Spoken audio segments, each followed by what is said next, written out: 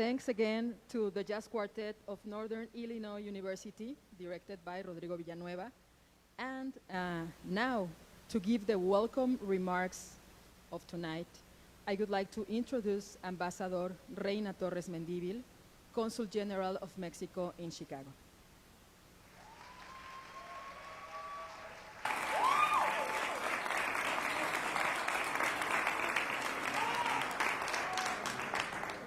Thank you so much to everyone. Good evening, and I hope that you enjoy this amazing music and that you are enjoying the view and the company above all. Welcome to the Black and Brown Dialogue in Chicago, a call to rethink our shared future. Lieutenant Governor Stratton, thank you so much for being here. I really appreciate it. Members of the Consular Corps, welcome. Dear friends, partners, allies of the Consulate of Mexico in Chicago, welcome everyone. To our Consul General in Houston, Alicia Kerber, our Consul in Detroit, Fernando González Aife, and the Director of Protection and Strategic Planning at the Mexican Ministry of Foreign Affairs, Maki Teramoto, welcome. And of course, to all of you following this event through our social media, thank you so much for being here with us. Thank you for joining us in this very exciting and unique event. Allow me to start with a brief story of the circumstances that brought us here tonight. As you may recall, during the summer of 2020, we witnessed one of the most impressive social mobilizations in the fight for justice and against hate crime and racism. It was a moving moment, but also it was a moment born out of grief and pain, and at the same time, hopeful, as it set the tone for a renewed conversation on these extremely relevant issues for the future of this great country. In the middle of these demonstrations, we received information at the consulate of incidents of potential confrontation between the Mexican and the African American communities. With much concern, I had the opportunity to discuss these reports with our Secretary of Foreign Affairs, Marcelo Ebrard Casaubon. He instructed me to monitor closely the situation and to do everything in our reach to prevent acts of violence, to inform our community, and contribute to the creation of bridges with the Afro-descendant organizations and leadership. What was clear to us when we followed the situation at the consulate, particularly in the social media, was that it brought to the surface all prejudices, stereotypes, and misperceptions that historically have inhibited communication between us. Actually, it turns out to be quite frustrating when you think of this in a very pragmatic way. The emphasis in what separates us, this falsely constructed perception of a division that seems to be unavoidable, only limits the scope and potential strengths of both communities when advocating for human rights, equity, and justice. At the end, in the summer of 2020, violence among our communities was prevented. Many important actors, especially the youth, spoke clear and loud about the importance of Black-Brown unity. They conveyed a message of solidarity with the Black Lives Matter movement, with the family of Mr. George Floyd, and with the families of other victims of hate crimes, acknowledging three key realities. We experience the same challenges. The Hispanic and Mexican population in the US also have African roots. And the answer is always collaboration, not confrontation. Chicago has been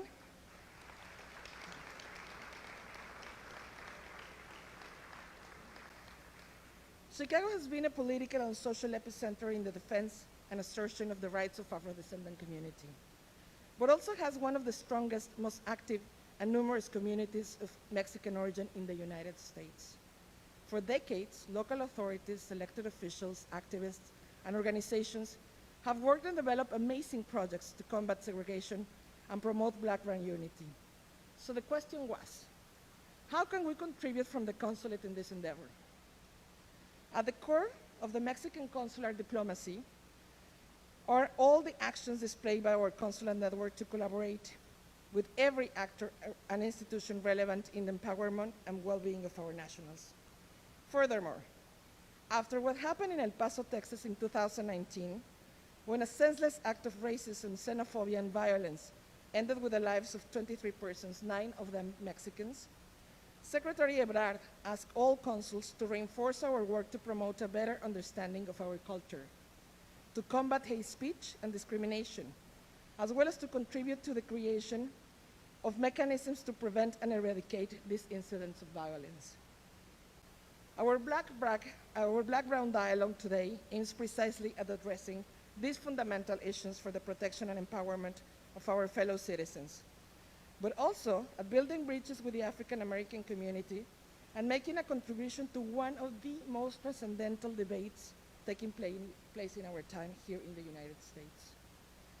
With the support of the Cesar Chavez Institute, created by the Mexican Ministry of Foreign Affairs, UNAM Chicago, and the Together We Heal initiative of the City of Chicago, during 3 days of activities, speakers and panelists convened by the Consulate of Mexico in Houston, in Atlanta, in Detroit, and in Chicago, will remind us of our common African roots.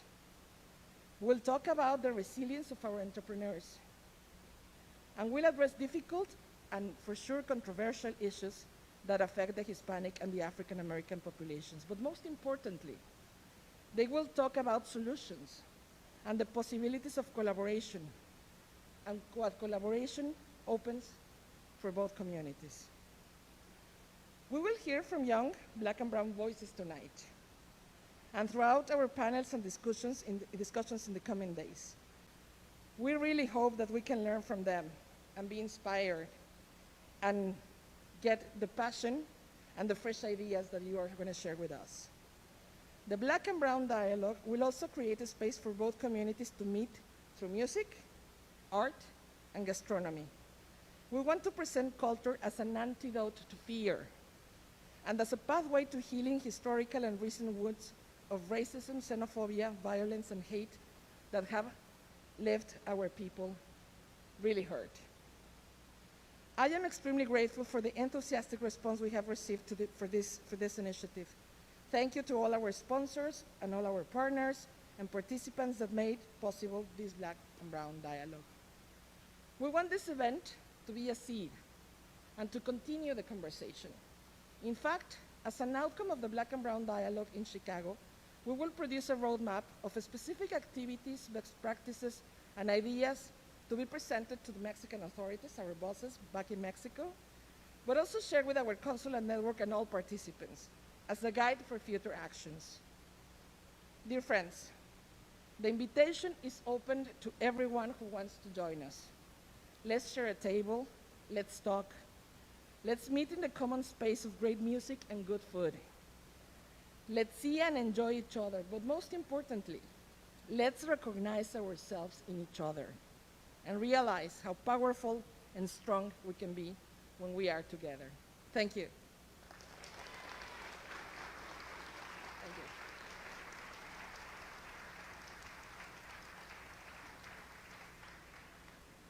Thank you, Ambassador Torres, for your welcoming message.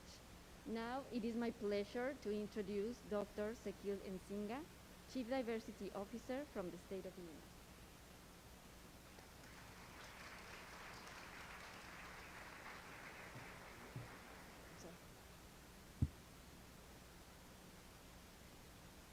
Good evening.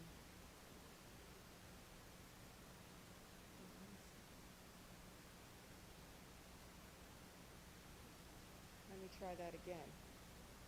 Buenas noches a todos. Mi nombre es Sekile Nzinga de la Oficina del Gobernador.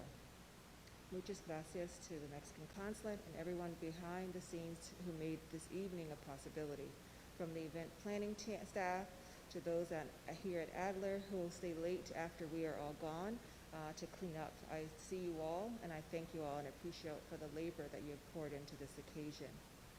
Though the impetus for this event emerged from a place of collective pain, it is an honor to be invited to such a historic convening such as this. In moments like this, my impulse is to slow down and look backwards for guidance on a way forward. I've become most curious about the when, where, why, and how Black and brown folks have been here before in search of solidarity and a shared future. We can look back to 1969 for inspiration when Marsha P. Johnson, a Black trans woman, and Sylvia Rivera, a Puerto Rican and Venezuelan trans woman, led the Stonewall Uprising. They understood that their future was a shared one, that it brought us from gay liberation to demands for queer and trans liberation. We can also look to our youth for inspiration. Here in Chicago in 1968, black students at Harrison High School walked out of class demanding an end to discrimination in schools, and their Mexican and Puerto Rican classmates later joined them in solidarity, understanding that their realities and futures were as racialized people were intertwined. Or we can look back even further to our intertwined history. In the 1800s, particularly from the 1830s until emancipation, when enslaved blacks ran not north but south towards their freedom and were given refuge in Mexico. Or we can point to our present day, where black and brown mothers of the Mamas Collective here in Chicago support each other and work together to free their children from cages, be it at the U.S. border or within the U.S. prison system. I'm sure you can think of 20 more instances where black and brown folks have come together in solidarity and collaboration. These were just a few that came to mind for me. So we have evidence and lessons all around us. We can pull from and be animated by each one of them. Black and brown folks' long history of building coalitions and community can provide us with the blueprints on how to build the world we all deserve. I am a romantic, I will admit, but I would never want to erase that there are very real struggles that do exist between black and brown folks. I share these examples as simply a historical evidence of prior shared commitments to see beyond our own social and geopolitical existence in order to see someone else's humanity. I'd like to close by sharing one of my the things that ground me the most in times like this when it comes to black-brown solidarity. As many of you know, in 1981, Sherry Moraga and Gloria Andelzua, two queer Chicana feminist scholars, published an award-winning anthology called This Bridge Called My Back, Writings by Radical Women of Color. With the forward was actually written by Toni K. Pambarda, another, for me, that was an act of solidarity, a black feminist activist and scholar. This bridge served as a lightning rod, and women of color feminists all around the world were activated in seeing ourselves and seeing each other's struggles connected in a very unapologetic form. 21 years later, in 2002, Andelzua and Annalise Keating published This Bridge We Call Home, Radical Visions for Transformation, which was inspired by the 1981 Mother text, but reimagined what it meant to have a shared future. I want to share a few sage words that Anzaldúa, sorry, I've been mispronouncing her name, Anzaldúa wrote in the preface of This Bridge We Call Home. I hope that it will inspire you to think about the bridges that we'll build for the future.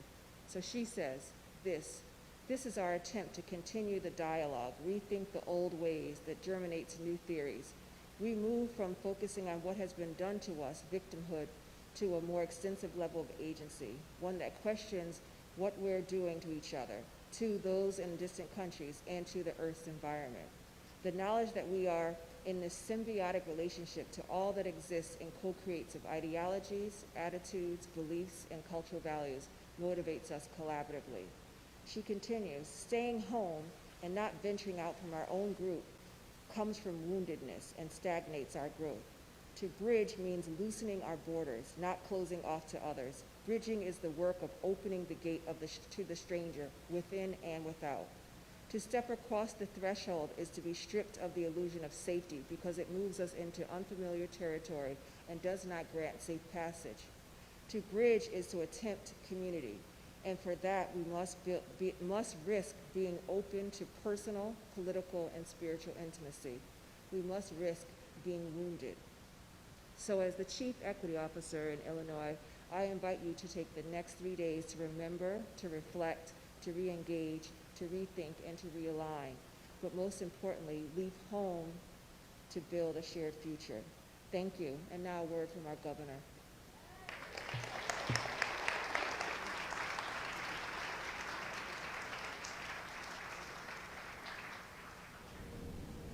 Thank you, Dr. Nzinga, for that introduction and for leading our state's diversity, equity, and inclusion efforts. I'd also like to thank the Consulate General of Mexico in Chicago for all that you do to make our state a more just and more equitable place to live for our Black and brown communities. As governor, I'm committed to making our state a leader in equity.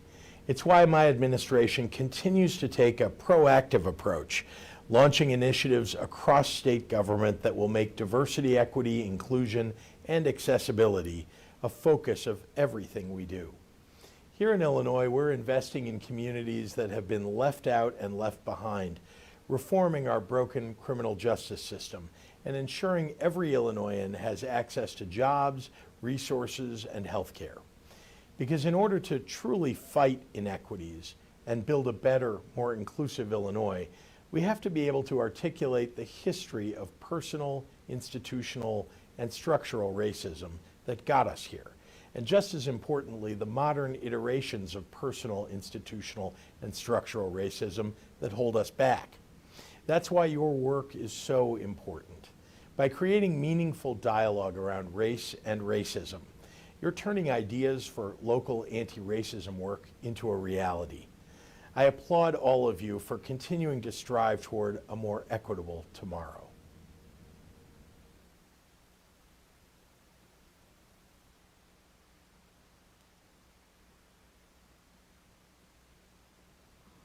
Thank you to Governor Pritzker and Dr. Nzinga for sharing your vision on the importance of understanding the history of Black and Brown unity.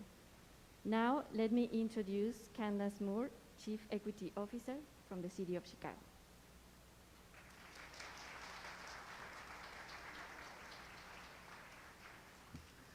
Thank you. Good evening, everyone. I feel like I have the unfortunate lineup position of following Dr. Nzinga, and right after the governor and right before Lieutenant Governor Stratton, so I'm gonna do my best. But I wanna bring you greetings from the city of Chicago. My name is Candace Moore, and I serve as our city's Chief Equity Officer. And in my role, I have the honor of building out for the city for the first time an Office of Equity and Racial Justice. And the simple way I like to say, to try to explain to people what my job is, I try to say simply that my job is to try to build equity in how we do business as a city. Equity can't be an add-on, it can't be a program, it can't be an initiative. It has to be baked into how we do our service delivery, our resource distribution, everything that goes into what makes city government, what makes government. That is the task of us building this work, building equity into that work. And when I say equity, I want to be clear about what I mean. Equity is both an outcome and a process. It is about how we do our business that results in fair and just access and opportunity and resources that provide everyone the ability to thrive. So when we do this equity work, our end goal is yes, we want to get to results, but it matters how we get there. And so as I stand before you, I want to thank the consulate. I want to thank all of you for being here today to engage in what I think is a deeply important conversation about Black and Brown dialogue. When I step back and I think about our journey, I see tons of connections between the Black and Brown communities, certainly here in Chicago, but really all over the world. We are connected by struggle. We both know what it means to struggle, to have adversity, to be othered in society, and have that reinforced by systems and policies. But what I love about us is that we both know resilience.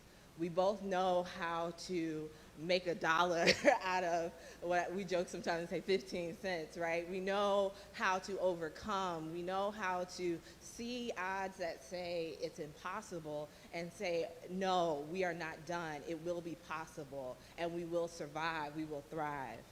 But we also know beauty.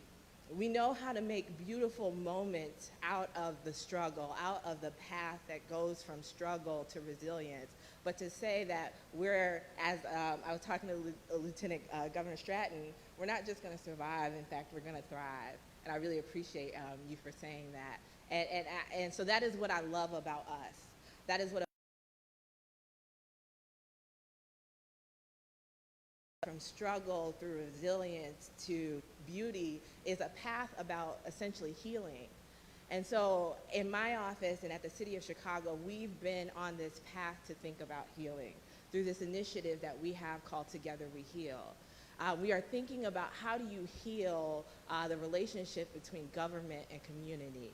How do you think about what is required to do something fundamentally different? And so what I'd like to offer all of you is just a short frame for how we've been thinking about the work. It really follows these three pillars: reflect on our past, reclaim our present, and reimagine our future. And when I say reflect on our past, there is both that beauty and pain in our past. We need to talk about it. We need to have honest conversations about it. We need to be able to confront it. But we don't just want to stay there. We also have to reclaim our present. We have to ask ourselves, what are the values and principles that our past taught us that we want to carry forward? What is going to guide and shape how we're going to do business now so that we can get to that work of reimagining? What is in store for us? What should our future look like? How will we build a city? How will we build a world? How will we build a community that can serve all of us? So I want to leave you all with that as we take a journey over the next couple of days in dialogue with one another about the issues that we both face, that we both see in our past but we see on our horizon, that we reflect, reclaim, and we reimagine. And so without further ado, I want to also provide and introduce some remarks from our mayor, the city of Chicago, Lori Lightfoot, who couldn't be with us here tonight but wanted to make sure she gave a welcome. So thank you all.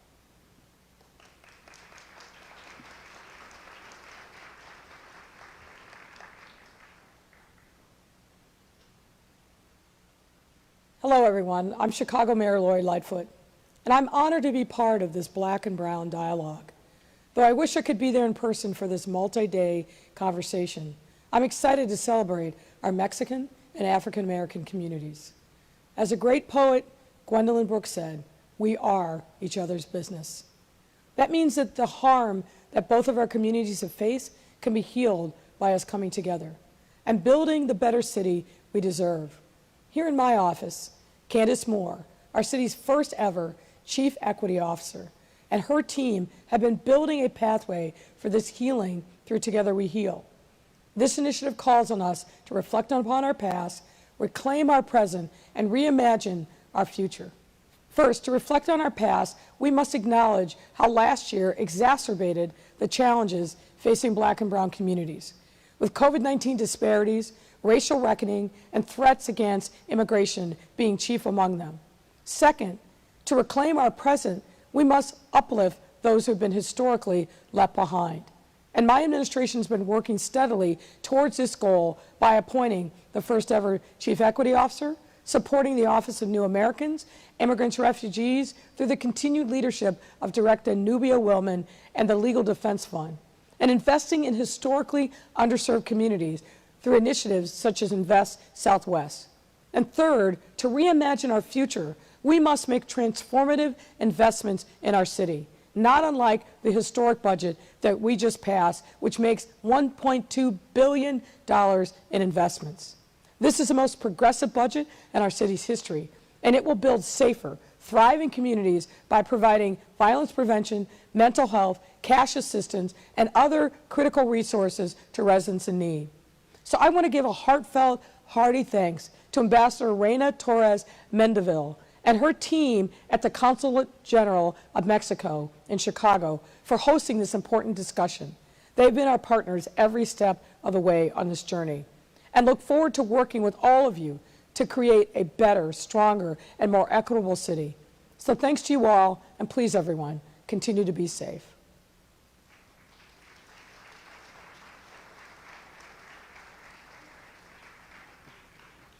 Thank you, Mayor Lightfoot, for your words, and thank you, Candace, for the partnership for this event.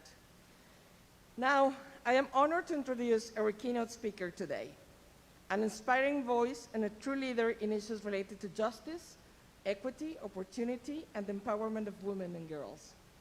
Ladies and gentlemen, please join me in welcoming the 48th Lieutenant Governor of the state of Illinois, Juliana Stratton.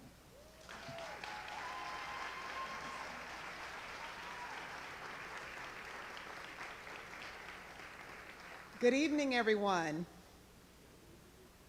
Oh, I'm sorry. I thought we were excited to be here.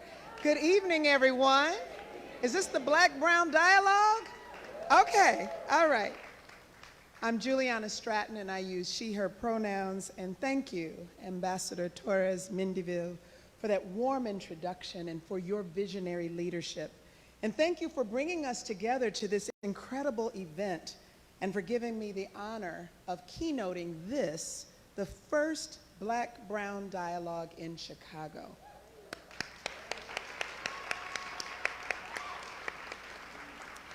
I also just want to take just a moment to thank whoever it was that brought these two cell phones with their flashlights on, because I've been sitting there sweating thinking I can't see my remarks. So thank you for doing that. You know, moments like this make me think of who we are and where we come from and how it guides us and where we go. Those paths, those stories, they lead us to each other. I think of how we can uplift each other on the climb toward progress. I think of my own office, in fact, and the entire Pritzker administration, and how we stand together and lean forward for positive change. I'm proud that the office of the first Black Lieutenant Governor of Illinois represents solidarity in action, where a diverse group of amazing and talented individuals have dedicated their work to bringing our communities together so that we can all rise up. I first crossed paths with Teresa Reyes, our Deputy Chief of Staff, while on my campaign. She was and continues to be a powerful advocate for Latinx communities across the state. Yes, Teresa.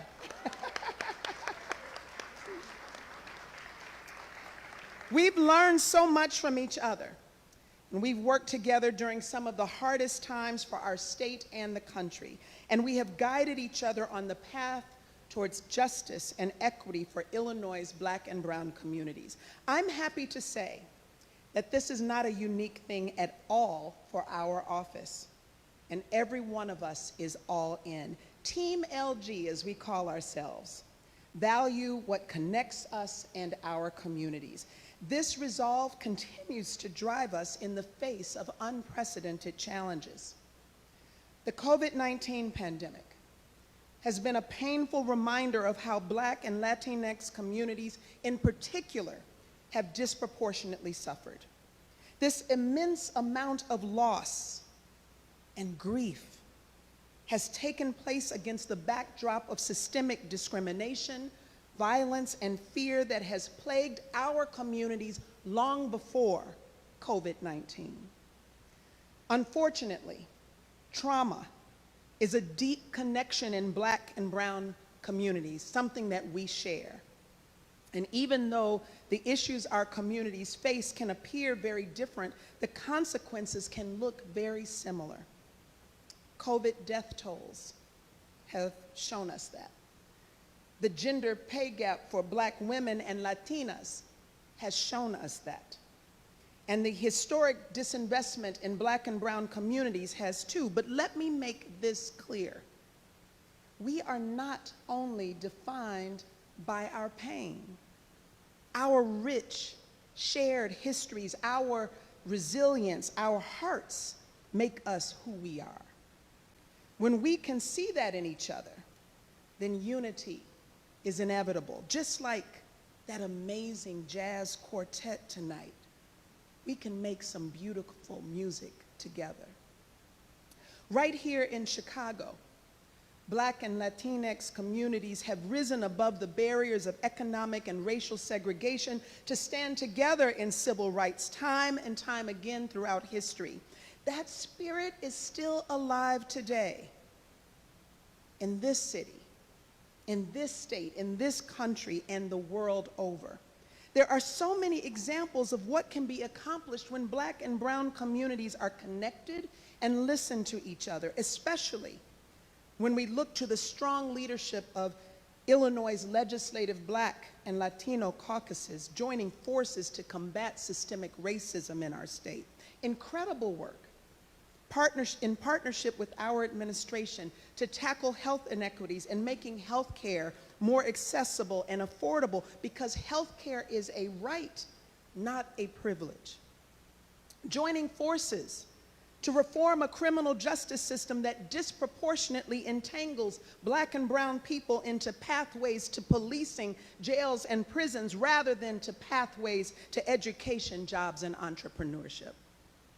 Raising our voices all together to make sure that all of our communities are safe by addressing the root causes of gun violence, and announcing just this week $250 million of investments into our communities as we publicly declare gun violence a public health crisis and commit to reimagining public safety in our state. Because all of our children deserve to be safe in their own homes, in their schools, and in their communities, all of them.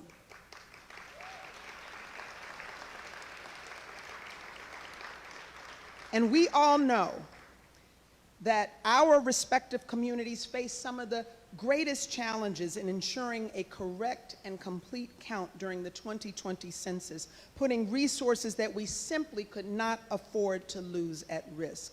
So again, Black and brown leadership from communities all across the state came together to get out the word and serve as credible messengers to ensure that every single one of us was counted, because every single one of us matters. What incredible displays of collaboration and solidarity that will impact our communities for generations to come.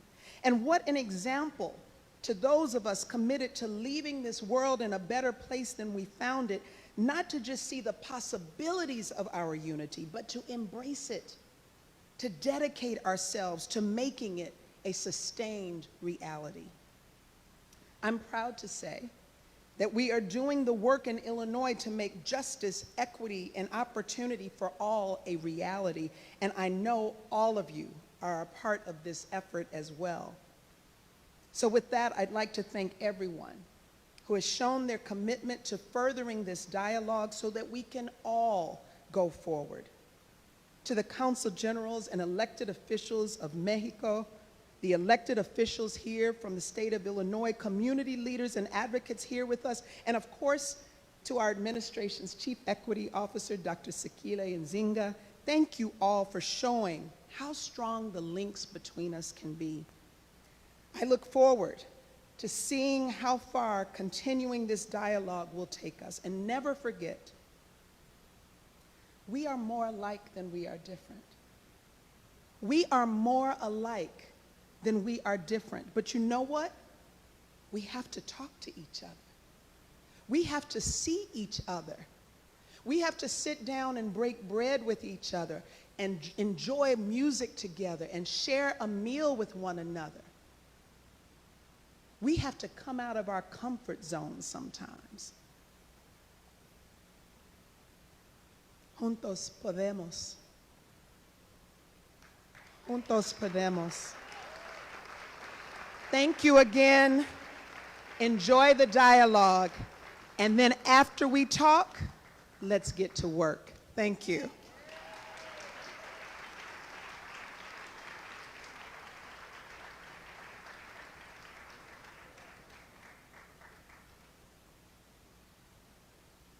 Thank you so much, Lieutenant Governor, for those powerful words. Our next speaker is native of Back of the Yards, Chicago. He's a seeker of social justice and founder and executive director of Increase the Peace. His young voice has brought the hope of peace in the neighborhoods through leadership, organization, and advocacy. Please welcome Berto Aguayo.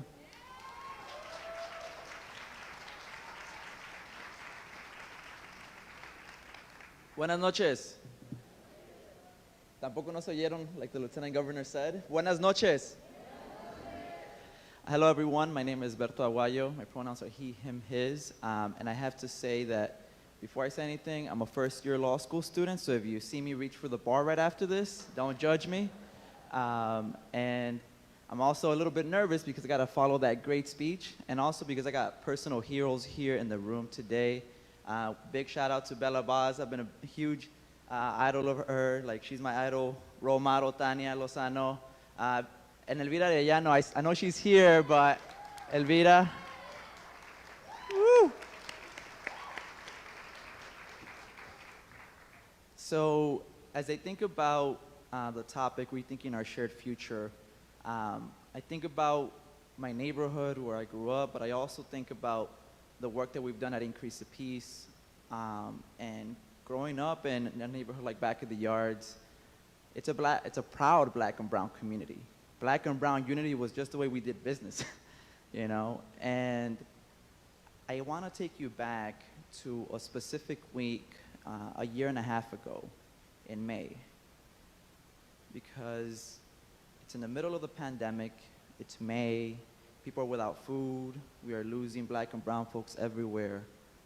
And then we see the murder of George Floyd. And our organization, now we have a nice little office, but a year and a half ago we were working out of a garage.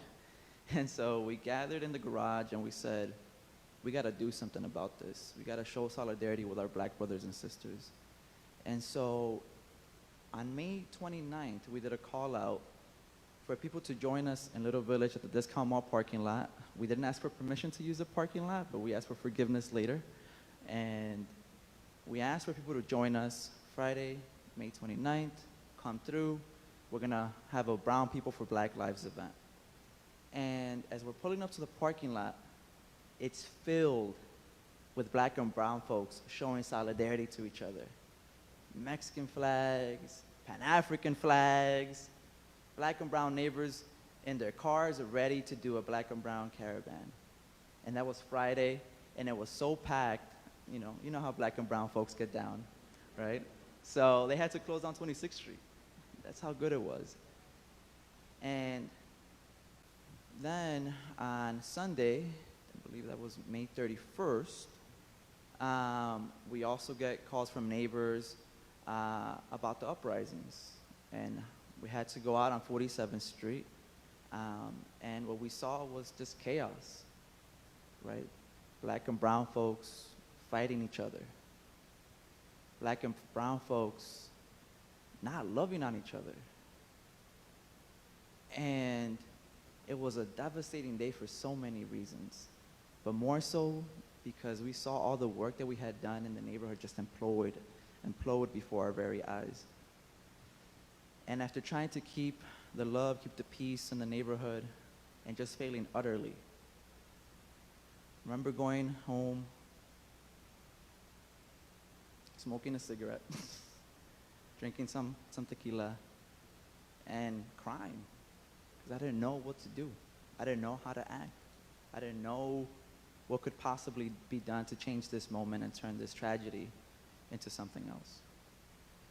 And so a couple days later, I called one of my brothers, Will Calloway, a black activist from the city of Chicago, who's also one of my role models, and I said, hey bro, we have to do something about this. We can't let it be like this. And so on Thursday, we go on a call and we say, he completely agrees. He says, you're right, let's do something about it. So we decide to have, the very next day, to organize a black and brown unity caravan. And in that phone call, we brought other black and brown organizers onto the call, and we acknowledged the fact that, hey, black and brown relationships are at an all-time low. There's tension everywhere. This might just fail, right? No cars might show up to this black and brown unity caravan, and that's okay. As long as we're there, we got 10 cars in this black and brown unity caravan, that'll be all right. And so the following day, we show up to the spot, Marquette Memorial, where Dr. King in 1966 was harassed by white supremacists in Marquette Park.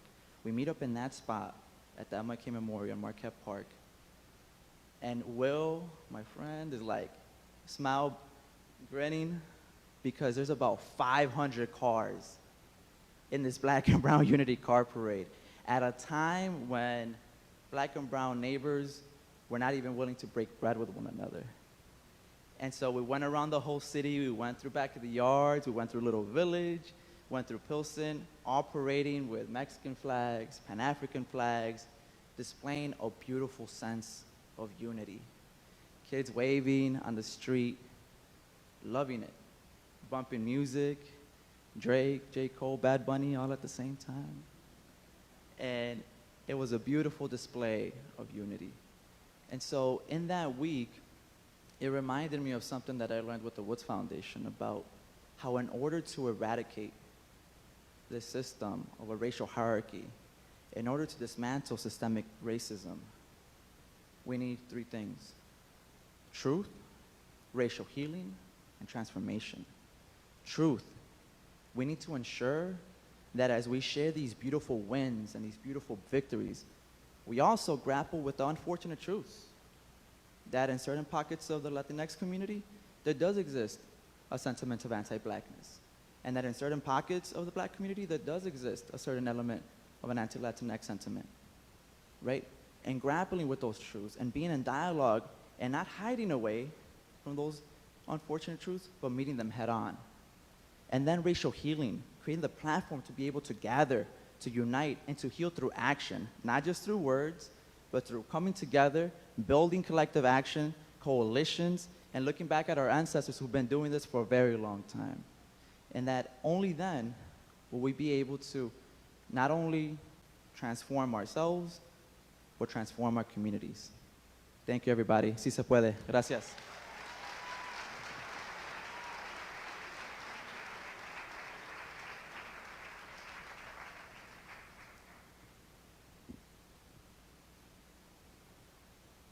Now, as part of our program, we will have recorded videos by public and elected officials that wanted to share a message regarding this Black and Brown dialogue.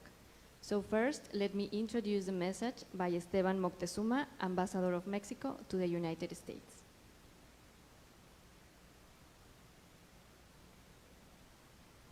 Good afternoon, everybody.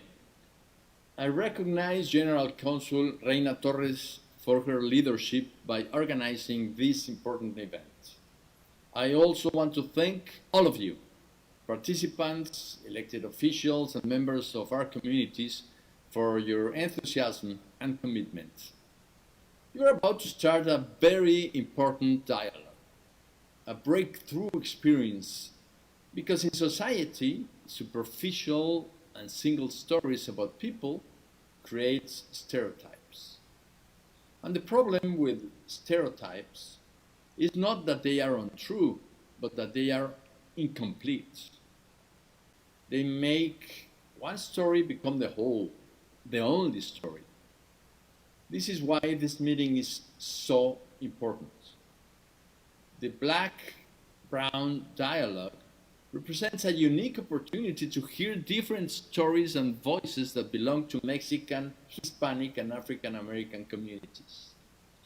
There is a long and historic tradition of fraternity between our communities. Just let me give you an example of this. Mexican independence leader Miguel Hidalgo proclaimed the abolition of slavery more than 50 years before the 13th Amendment officially abolished slavery in the U.S. In the U.S., the Underground Railroad to the north promised salvation to many American slaves before the Civil War. But thousands of people in the south-central United States escaped slavery not by heading north, but by crossing the southern border into Mexico. Mexico, the land of the free. There have been always stories about the mutual recognition and friendship of Black and Mexican communities. American writer and civil rights activist Langston Hughes lived in Mexico and had many Mexican friends, including David Alfaro Siqueiros and Andrés Enestrosa. James Baldwin often thought of Mexicans when he reflected on justice and equality in the U.S. The civil rights movement in this country showed us precisely that the fight for dignity and the recognition of human rights is universal. Today, both populations face common challenges, such as the unequal impacts of the COVID-19 pandemic, discrimination, or lack of access to housing, health, and education. These are issues that we need to address together to find common solutions. But we also need to talk about young, diverse, and growing Black and Hispanic communities are central to the U.S. essential industries and how they stimulate culture, trade, and society. The U.S. prosperity relies on the creativity and workforce of our communities. Chicago is a clear example of this, a template for societies that seek to be culturally and economically inclusive. We are stronger together, says President Biden to Mexico. We can also say this to our communities. Mexican, Hispanic, and African American communities are stronger together. Finally, I want to underline the commitment of the Embassy of Mexico and the Mexican Consular Network to work towards a deeper understanding between our communities, based on mutual respect and knowledge, a deeper knowledge of each other. Thank you very much, and I wish you the best luck.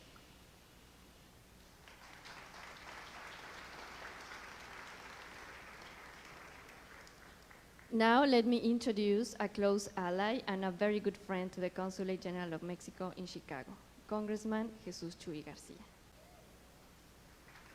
Good evening, everyone. Thank you, Embajadora Reyna Torres Mendivil, for the invitation. It's an honor to join you. I'm Jesus Chuy Garcia, and it's my distinct privilege to represent the 4th Congressional District of Illinois. But there was once not a guarantee that a Mexican kid from a small village in Durango would become a U.S. congressman. Far from it.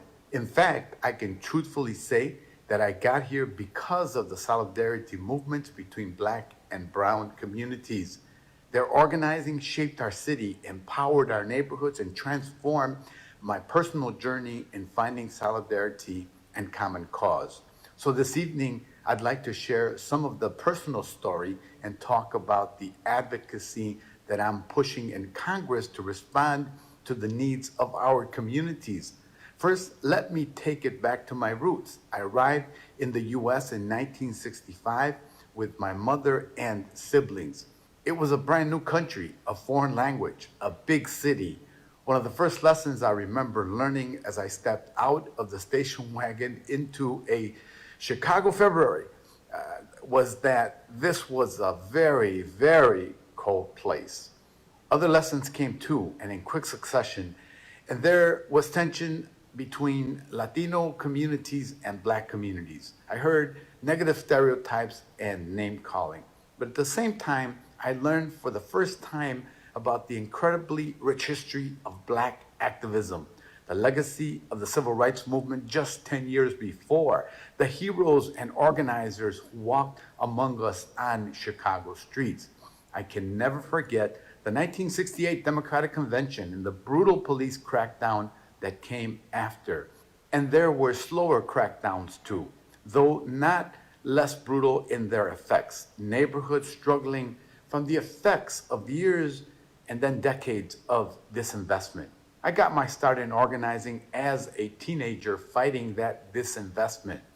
And as our organizing grew, my friends and I had the opportunity to join Harold Washington's Black-Brown Coalition in his campaign to become Chicago's first Black mayor and to grow that coalition into a real rainbow. And a few short years later, I had the privilege of representing the first Latino majority ward in Chicago. Together with a diverse coalition, we ended council wars, which for 2 years blocked Mayor Washington's progressive agenda. That meant we could finally begin to fight for the city resources that had been withheld from our neighborhoods for so long. As I continued working in solidarity with both communities, I understood the parallels in how our communities were criminalized, whether it was criminalization of the immigrant experience or interactions with biased law enforcement and the carceral state. And that experience remains front and center in my congressional work today.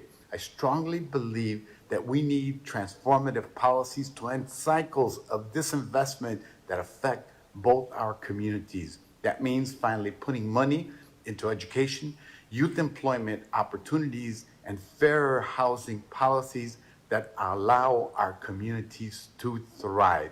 It also means fundamentally rethinking our country's immigration, law enforcement, and incarceration structures. I will continue to work with everyone who shares this vision of solidarity and community empowerment. Members of the Congressional Hispanic Caucus, the Congressional Black Caucus, advocates, local leaders, and community members of all stripes to bring us closer to that ideal of fairness and equity for all. And I look forward to fighting the good fight with you all. Adelante.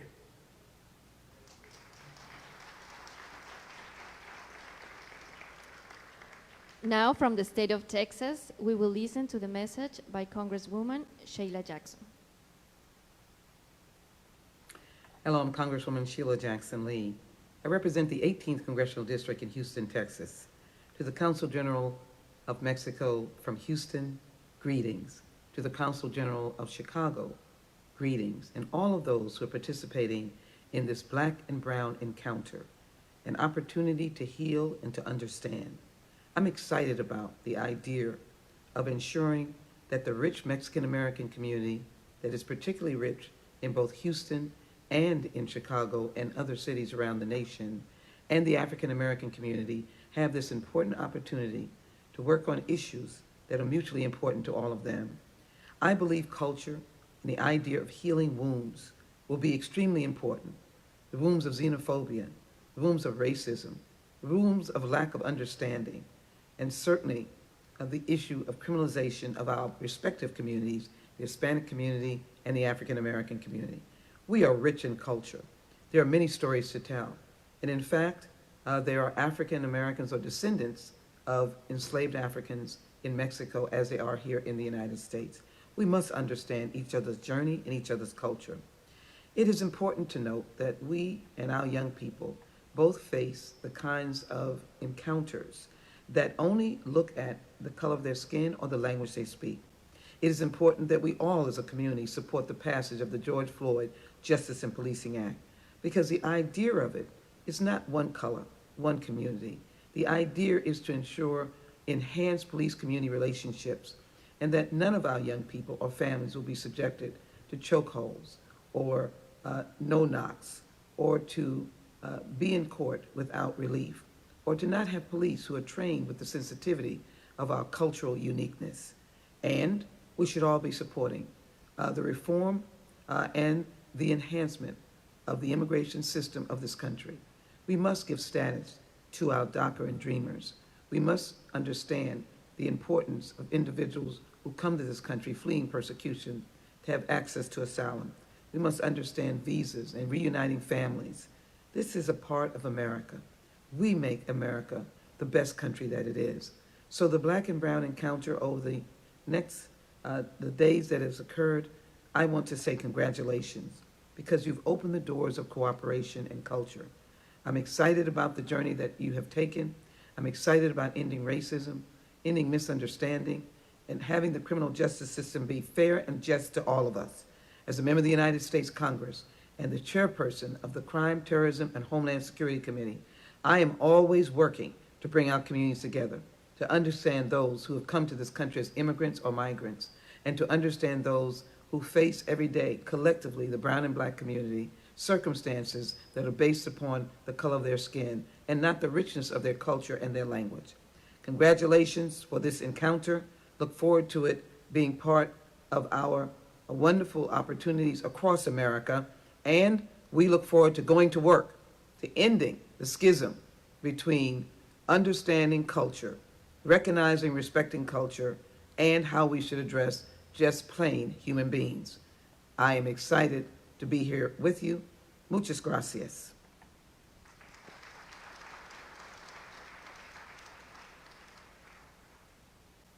Our next speaker's surname, Bass, stands for Black Ancestors Here Healing Society. She is a revolutionary raptivist, fighting for a more just and humane nation with her young and bold voice. Please welcome Bella Bass.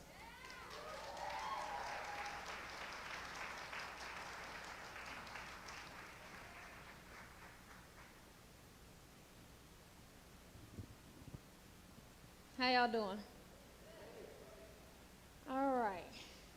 All right. It's been a lot of great things said. I'm trying to think about what I need to fill in the gaps. Okay, so first and foremost, we have to acknowledge that we are on indigenous land. All right? All of us. We are in Chicago. We are on indigenous land. Right? So many of us, we can sit in this room and think about our life maps. What led us to this room right now? Right? And there will be so much nuance if we listen to everyone's story. But we all ended up in this same room right here, right now, with a commitment to strengthening our communities by seeing the value and the difference and the dynamic in another community. What that does for our own community by looking at someone else's community and seeing the strength there and seeing the power there and seeing the potential for us to grow together, for us to accomplish things that we cannot accomplish on our own. Right? That is why we are here.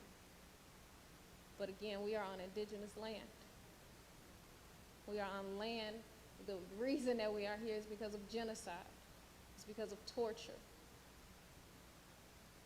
That is why we are here. That is how we are able to be here and have this conversation right now. And we cannot, we would be remiss if we think about our life paths and not think about that. Not think about how we got here.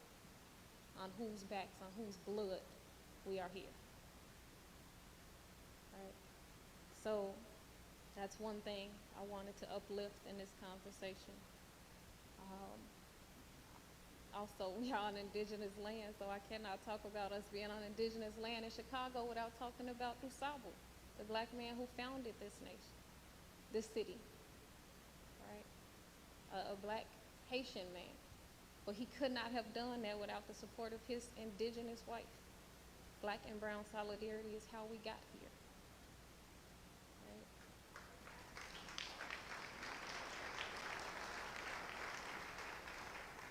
A white man couldn't have done that. Okay? It just couldn't have. Okay? So, as we think about that, I want us to also think about how we got here in terms of where we are in immigration in America, right? We have to think about the 1965 Immigration and Nationality Act. That happened because of the Civil Rights Act. That happened because of the Civil Rights Movement. That happened because of black people who are descendants of African slaves in this country, who said, we have a better possibility of getting free if more black people from across the world are here. We have a better opportunity of getting free if more black people from across the world are here. That act ushered in, it changed the whole demographic, changed the whole demographic of this nation. Right, we saw more and more people immigrating from Africa, from Asia, and from Latin America. That is how we are here. I already know Tanya Lozano is going to get up here and talk about the Rainbow Coalition and the Young Lords and Fred Hampton, so I ain't got to touch too much on that. I'm sure y'all gonna hear about that tonight. Okay? But I wanted to ground us in that. This is how we are here. All right? We have a lot further to go. We have a lot further to go. I am going to push you. I know this is the first time the consulate is doing this, and I am grateful. I am so grateful to be a part of this. All right? But I want to push you because it's gonna take a lot more than some clips from some politicians on some screens at the older planetarium, far removed from our communities, far removed from the real work that we have to do. This is a beautiful setting, but this is not where most of us, we not sticking around here. We're going back to our communities, right? So we have to think about what work needs to be done in our communities. There's so much we need to destroy and so much we need to build. There's so much we need to destroy and so much we need to build. I want you to think about on these next 3 days, what within myself do I need to destroy and what within myself do I need to build?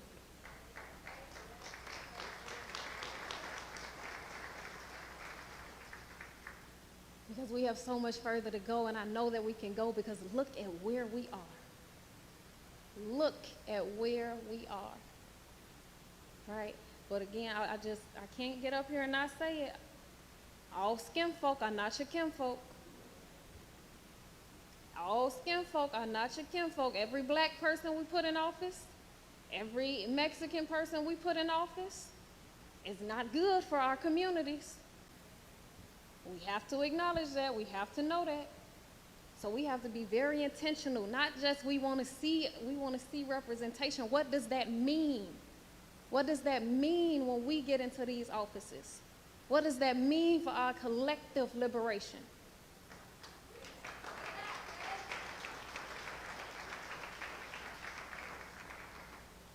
I wasn't even supposed to get up here and be talking for real. I was supposed to get up here and do a rap.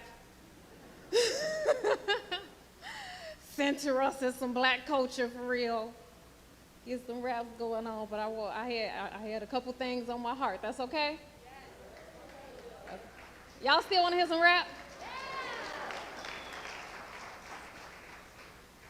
All right, the name of this song is OG. This is for all the black women in the room and all the black women who are not in the room, who gonna be in the next room, right? So we gonna make sure they there. Granny was an entrepreneur. When she moved to the South, she was dirt poor. Had kids to provide for, would die for. Black woman in America. A meal woman made something out of nothing, though. Made millions off flipping work. Know the feds watching real niggas flip the bird, speaking code. If they catch you, keep the code, keep your soul. My mama didn't fold, did time, never told. My mama, she a OG. Bought a Benz at 14. Hey, excuse me. Can we cut the music? Can we cut the music? Mama, she a OG. Oh, we gotta get some rhythm going. My mama, she a OG. OG. Grandmama, she a OG. OG. I got a bunch of aunties. OG. And they all OGs. OG. A long line of black queens. OG. They all helped raise me. OG. So what you think they taught me? OG. Tell me what you think they make me? OG. My mama, she a OG. OG. Grandmama, she a OG. OG. I got a bunch of aunties. OG. And they all OGs. OG. A long line of black queens. OG. They all helped raise me. OG. So what you think they taught me? OG. Tell me what you think they make me? OG. Look, my granny was an entrepreneur. When she moved to the South, she was dirt poor. She had kids to provide for. She would die for. A black woman in America, that's a mule woman, made something out of nothing, no. Made millions off flipping work. Know the feds watching real niggas split the bird, speaking code. If they catch you, keep the code, keep your soul. OG. My mama didn't fold, did time, never told. OG. My mama, she a OG. OG. Bought a Benz when she was 14. OG. Got 23, my OG had a different car for every day of the week. OG. Still got a 95 AMG. OG. Baby girl was born in 93, finally, now here's me. OG. Granny raised a bunch of queens. I done seen a bunch of things. I'm the heir to a bunch of dreams. OG. All these dreams live inside of me. I know that they all count on me to bring them to reality. OG. I know they already proud of me. Gotta keep making them proud of me. I do it for the family. The love is what inspires me. Okay. Mookie said I could be anything I want to be, and I should never want to be anything that wasn't me. Okay. I just wanted to be free. Half our family tree been trapped by the streets or the penitentiary. I just want to set them free, run away from poverty. Okay. I'm feeling like Harriet, burden of a black woman. Think you could carry it? Why should I tell my story if I know they gonna bury it? Why should I have this baby if I know I'ma bury it? This some heavy shit, and my mama had weight on top of it, moving it. Did it all for the fam, did it all for her kids, but my mama, she a OG. OG. Grandmama, she a OG. OG. I got a bunch of aunties, OG. And they all OGs. OG. A long line of black queens. OG. They all helped raise me. OG. So what you think they taught me? OG. Tell me what you think they make me? OG. Look. Growing up, I never thought that I was poor. I was spoiled. I got everything I wanted, plus more. Every week, I got another pair of Jordans, every game system, every game form. I thought we could afford it. All our cars were imported, like drugs across the border. Feds helped across the border, but arrest kids and deport them. I wish hell was post-mortem, like Granny taught her granddaughter, but devils walking upon us. They hate to shine, hope it tarnish. Glowed up, I got it honest. My parents, they kept their promise, sent their baby girl to college, gave me the life that they wanted. I appreciate it. That's a $100,000 piece of paper. My granny framed it. To her, I'm already famous. Fame has never been a goal, but I'm a natural born leader, so I already know that it's coming, so I'm ready, like I'm all packed to go. Brothers hunting, they ain't at me, but I might be next to go. I'm supposed to be the next to blow. I'm from the west side of Chicago, you never really know. Bottom of the totem pole, that's why brothers toting poles. I ain't really ready to go, I ain't stepping out the door. Okay, I'll pop out. I'm nail daughter, y'all better watch out. I might pull a Cartier, watch out. Time is money, I ain't sitting up in the house. My granny worried, steady calling about my whereabouts. I'm probably with the shooters when they air it out. Lord forgive me, you know I'm just trying to make it out. I'm sending all these prayers up, I hope a blessing come down. Cause lately I've been feeling if I stick around, I'll be another Nipsey Hussle, be a Mike Brown. Even with our hands up, we still getting gunned down, that ain't how I'm going out. That's his story, that ain't my story. I'm about to white it out, nah, black it out. Cause my mama, she a OG. Grandmama, she a OG. I got a bunch of aunties. And they all OGs. A long line of black queens. They all helped raise me. So what you think they taught me? Tell me what you think they make me? My mama, she a OG. Grandmama, she a OG. I got a bunch of aunties. And they all OGs. A long line of black queens. They all helped raise me. So what you think they taught me? Tell me what you think they make me? I appreciate y'all so much. Thank you for having me.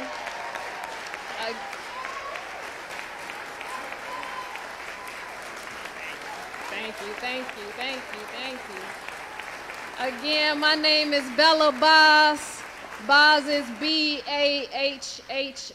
That's Black Ancestors Here Healing Society. Not bars, not prisons, not police. Us, we heal us. Go follow me wherever you follow people at. I got some columns. I write a column called the Revolutionary Column. You really should check that out. Again, it's revolutionaries versus everybody. It's everybody versus white supremacy.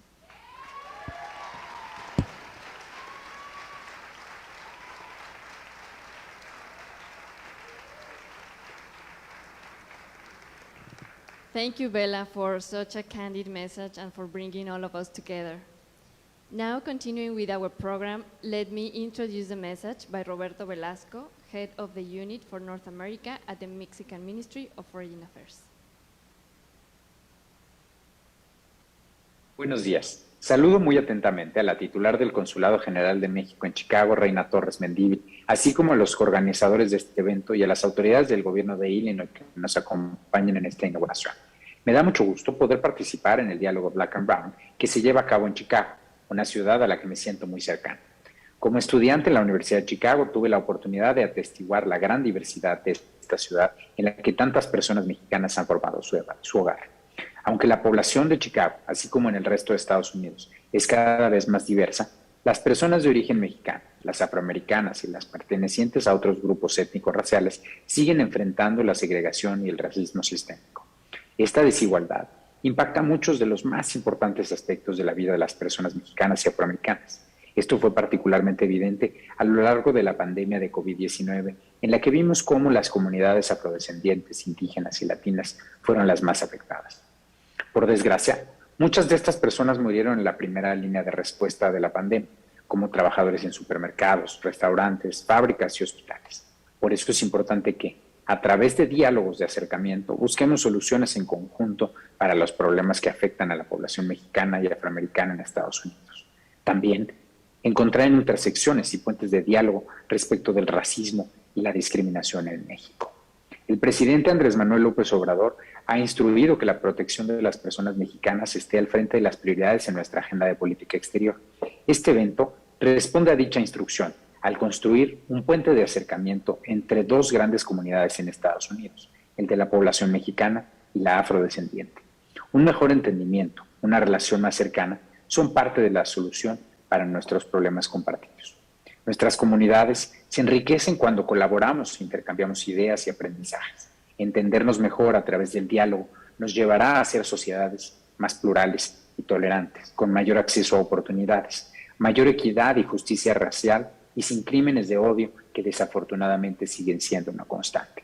Quisiera reconocer el trabajo e iniciativa por parte del Consulado General de México en Chicago, así como de las organizaciones involucradas para concebir este programa único en su estilo. Destaca el papel del arte como puente entre nuestras comunidades. Celebro también la participación activa de nuestros representantes en los consulados de México en Atlanta, Detroit y Houston, que se suman a esta iniciativa para fortalecer los lazos entre grupos minoritarios en Estados Unidos y México. Confío en que a través de este primer diálogo Black and Brown estrecharemos los lazos de dos comunidades vitales para los Estados Unidos y nuestro país, y que compartimos desafíos y luchas que debemos librar juntos. Muchas gracias.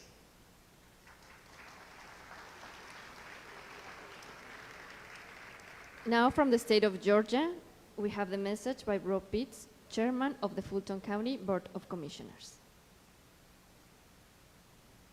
Hola amigos, me llamo Rob Pitts. I am Chairman of the Fulton County Board of Commissioners. And as the leader of Fulton County, the largest county in the state of Georgia and one of the most diverse in the nation, I can tell you firsthand that the strength of the Black and brown communities is a big part of our success. For as long as I've been chairman, we've worked hard to be an inclusive community, welcoming anyone who wants to live, work, and play here, and it's really paid off. Fulton County is home to more jobs than any other county in the state, a thriving school system, and countless acts of entertainment and ways to relax. We're a county that truly has it all, including diversity. Anyone can come here and feel right at home. As chairman of the Board of Commissioners, I've made it part of my mission to ensure that the Hispanic and African American communities here are strong. We made historic investments in minority-owned financial institutions. Our county's materials are available in a broad variety of languages, incluyendo Español. And when COVID struck the Black and brown communities particularly hard, we made sure that tests and vaccines were readily available and taken out to them in their own communities.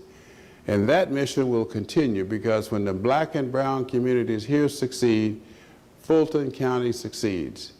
The future of Fulton County is bright. It is multicultural and it is diverse. Thank you all for letting me address you today, and I look forward to working together to build that bright future.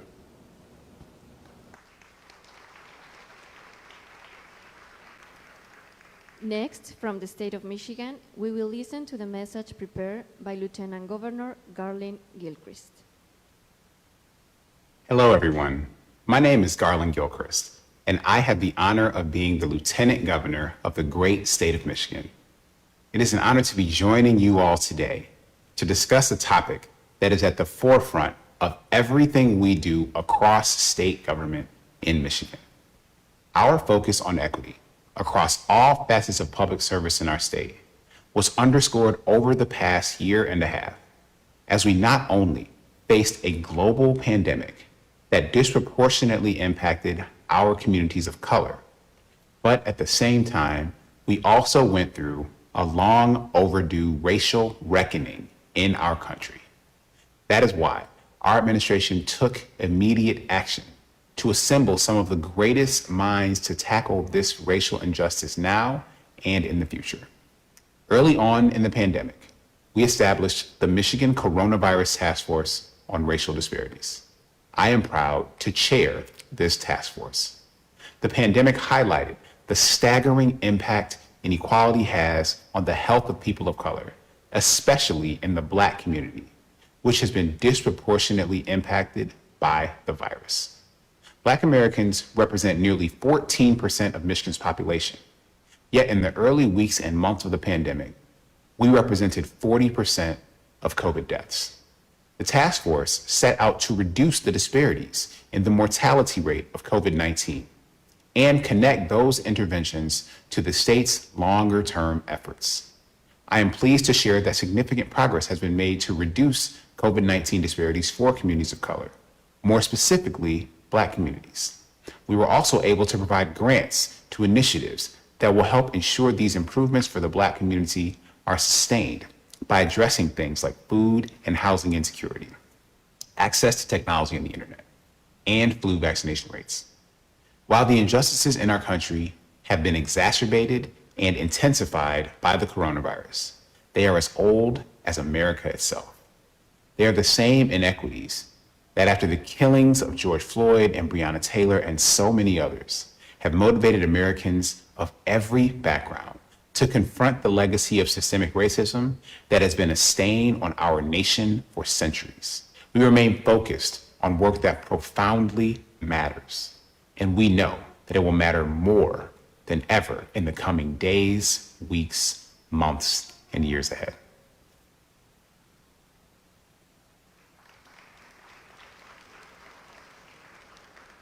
Finally, from the state of Texas, let me introduce the message by Sylvester Turner, Mayor of Houston. Hello, I'm Houston Mayor Sylvester Turner. I take great pride in being mayor of the most diverse and welcoming city in the United States, where 1 in 4 residents is foreign-born and more than 140 languages are spoken. But diversity is nothing if we are separate, segregated, and apart. We must continue to build an inclusive city where people from all cultures, backgrounds, and faith traditions can unite as one. And that is why discussions like this one on the Black and Brown experience are so important. The Black and Brown communities face many similar social and economic challenges, but members of both communities have also created a legacy of excellence and achievement in every neighborhood throughout Houston. They are successful doctors, lawyers, educators, business owners, construction workers, police officers, firefighters, nonprofit leaders, and elected officials. When we set aside our differences, we can work for the social, political, and economic justice for both groups. I applaud the Mexican consulate, the foreign ministry, and leaders from across the United States for discussing the experiences of others. Together, we can build a greater understanding across all our communities. I sincerely appreciate the strong friendship between Houston and Mexico, and we look forward to continuing to build on such a strong foundation in the years to come. Thank you.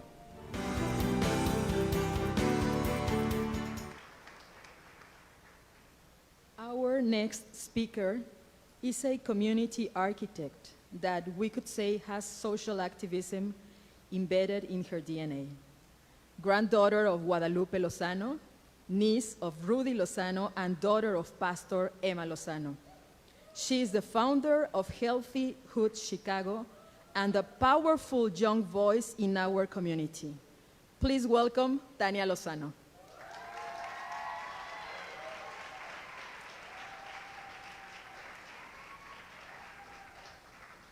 Let me get my notes out. First, I would just like to say thank you to our Cónsul, Reyna Torres. It really needed to be a woman in this role to start this revolutionary conversation. So thank you. First, it is an honor to address this distinguished audience, as it was an honor to receive the invitation from the Consulado. Let me first introduce myself to you again. I am the granddaughter of Guadalupe Lozano and Anita Lozano, the daughter of a Panther, Reverend Slim Coleman, and the daughter of a revolutionary Mexican-American activist and revolutionary, Emma Lozano. And I am the niece, once again, of Rudy Lozano. Now I'd like to take you back to a day that will sit on the forefront of my family's memory forever. June 8th, 1983. On this day, my uncle Rudy Lozano was assassinated. Born in Harlingen, Texas, a border town, but brought up in Hammond, Indiana, where he was first exposed to culture and the English language by the Black community. Before moving to Pilsen, Chicago, Hammond was where he attended his first school, his first church. It was where he was introduced to community for the first time. And in Hammond, there was love. The Black community embraced this Mexican family with no hesitation. If you talk to my mother, she'll tell you that her and her siblings thought they were Black for the majority of their childhood. Now, I won't recite his entire bio, but it was my uncle's understanding of the commonalities between our communities, the shared experience of oppression in this country that made him so special in the movement for equality and justice. His journey through activism led him to join the committee to elect the first black mayor of Chicago, Harold Washington. He quickly became fundamental in building the bridge between black and brown that ensured the victory of Harold. And Harold, like my uncle, understood the importance of the black and brown movement and appointed him deputy mayor. The recognition of the power of our communities coming together was not only noticed among those in the fight for equality, but it was also noticed by the machine. It is no secret that our unity invokes fear amongst those who benefit from our division to remain in power. For that reason, just like Chairman Fred, my uncle was taken from us. And for this reason, today's topic, Black and Brown Unity, is the founding principle of my organization. So let's talk about it. Black Latino unity. What is it? Is it a political formula for the soon-to-be electoral majority in North America? Or is it a complex organism formed from Mayan roots mixed forcefully with displaced African seeds, seeking the sun in a race through the continent from south to north, from the outward islands inward to the heart of this continent? Personally, I don't truly know, but my generation bears witness to the steady growth of this unity.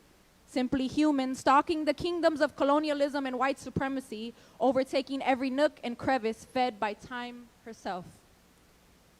While this unity has long been a principle of the movement for social justice, only recently has the establishment media come to speak about it. Our unity is a response to the reality of a common oppression and a common discrimination, emerged especially in the movement against police abuse and murder and in the movement against mass incarceration. As I considered the sponsor of this event, I realized that recognition should be paid to the first Black and Indian president of Mexico, Vicente Guerrero, who issued a decree abolishing slavery during the last years of Mexico's war for independence from 1810 to 1821. While history points us towards empowerment and a brighter future across the Americas, most of us grow up in our favorite institution, the family and the hood. Here, also, we face a common oppression. The forced separation of families and the scars it leaves for generations, an integral process of control during slavery, and today magnified through deportations in the Latino community. 7 million children born as citizens have at least one undocumented parent and live with the constant threat of deportation and the violation of their right to family. They are joined in the constant threat of deportation by 2 million dreamers here in this country. After slavery, the attack on the Black family continued through an irrational public aid program which demanded the separation of father and mother. The assault on Black and brown families continues through the attack on their neighborhoods and a cycle of abandonment and gentrification breaking apart extended families. There are, of course, many potential divisions between our two communities. We hear a lot about that. Often encouraged by politicians and other demagogues, these divisions become weaker as the two communities grow in their understanding of each other. The recent traumatic events at the border simply confirm the continued realities since the U.S. assumed the leadership of colonialism towards the Americas and the Caribbean. The special treatment given Haitian refugees recently, their immediate deportation, simply shows the depth of racism in U.S. policy toward Latin America. Unity is not unnatural to us as Black and brown people. Unity is our identity. Our identity tied to our shared history of resistance to oppression. In Chicago, we see this with the work of Chairman Fred and his Rainbow Coalition of the Black Panther Party. We see it with the first IPO in Chicago that elected some of our first elected officials of color. And we see it with the Black and Latino Coalition that Congressman Chuy Garcia spoke of that elected Mayor Harold Washington here, our first Black mayor, our best Black mayor, if you ask me. But most importantly, we see it in the hearts and souls of this generation's movement for social justice. Now I'll take you to June 8th, the anniversary of the assassination of my uncle Rudy Lozano, but this time it was 2020. The Together We Rise Black and Brown Unity Rally was born. At the height of racial tension in a nation reeling over the murders of George Floyd, Breonna Taylor, and Ahmaud Arbery by police, communities of color were caught in the middle, once again.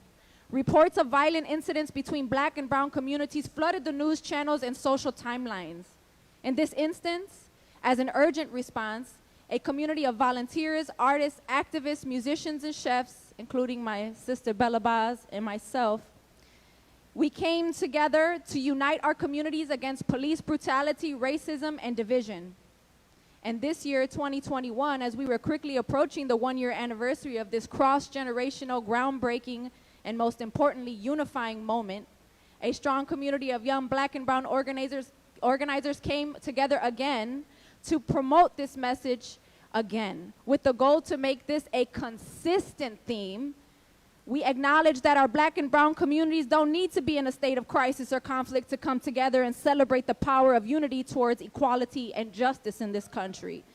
We acknowledge that we are all descendants of a diaspora, and the longer we build families here in this country and new generations, we become more and more mixed up.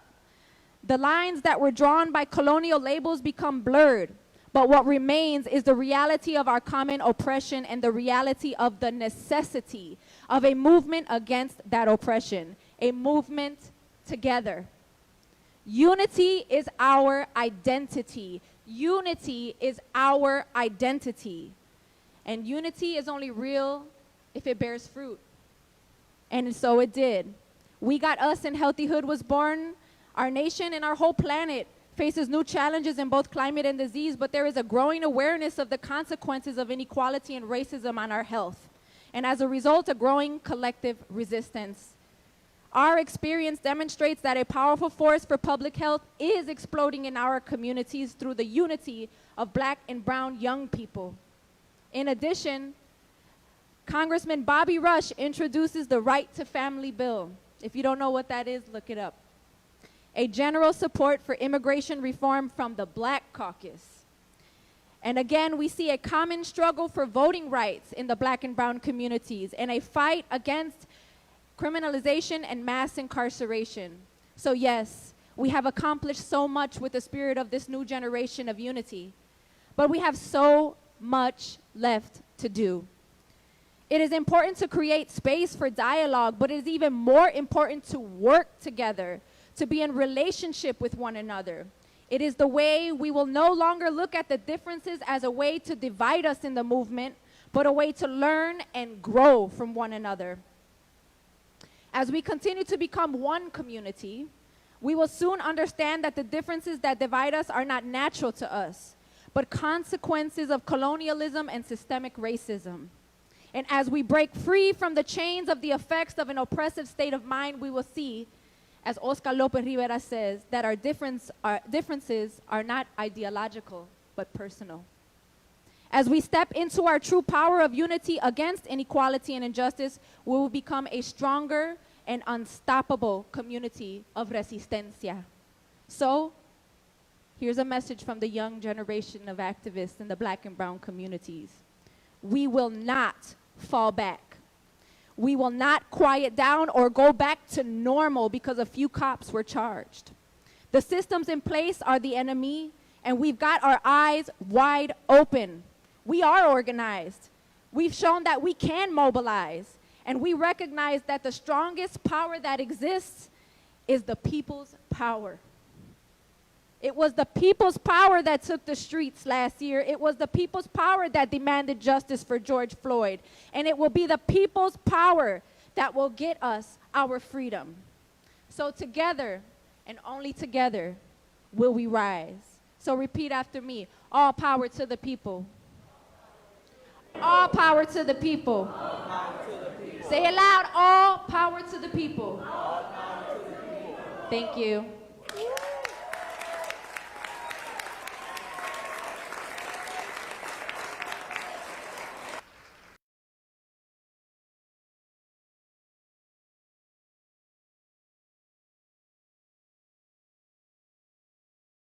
Now, I would like to invite you to the reception that we will offer between planets, asteroids, and meteorites. in this side of the planetarium, and in the great company of Mariachi Sirenas. Thank you.